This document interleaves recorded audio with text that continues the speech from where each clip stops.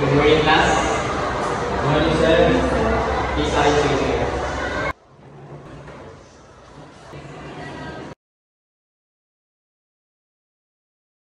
Class, we're sent by the way. Okay, class, let's start our discussion for today. We're talking about angles of elevation and depression. Okay, class, does everybody know what are the angle of elevation and depression was?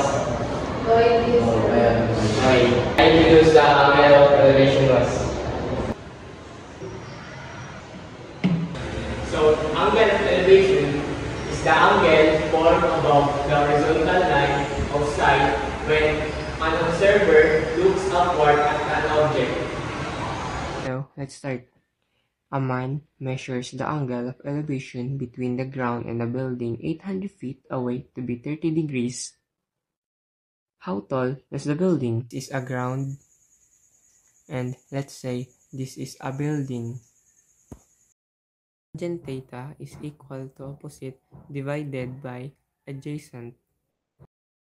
Then, the angle is 30 degree, so tangent is 30 degree is equal to opposite, which is height of the building divided by adjacent is 800. Multiply both sides by 800, so these two cancel. Therefore, the height of the building is 800 times tangent of 30 degree. 800 radical 3 over 3 is 461.88. So, that's how tall the building is.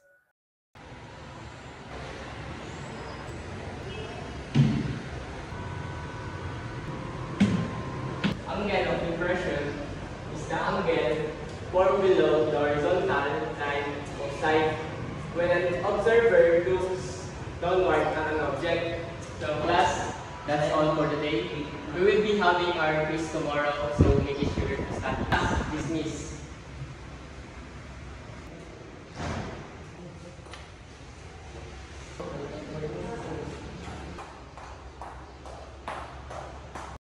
Ing na second na mag-quiz ta tomorrow. Sige, sige.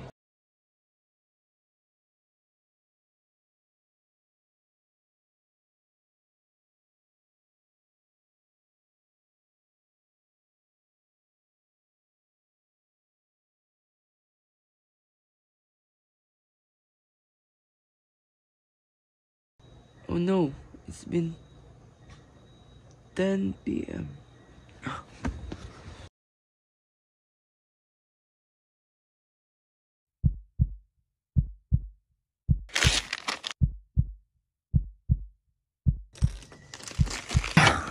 Pagsugan ko ng ganina.